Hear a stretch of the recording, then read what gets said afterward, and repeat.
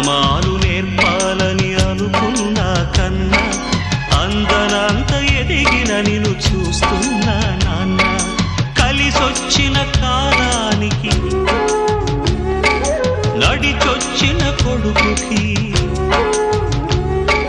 కలిసొచ్చిన కాలానికి నడిచొచ్చిన కొడుకుకి స్వాగతం చెబుతున్నా.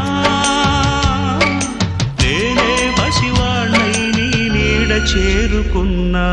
జీవితాన ప్రతి పాఠం చేరే అనుకున్నా. తీయనైన మమతల రుచి నేడే చూస్తున్నా. అనుబంధపు తీరానికి నడిపించిన గురువని, అనుబంధపు తీరానికి నడిపించిన గురువని వందనం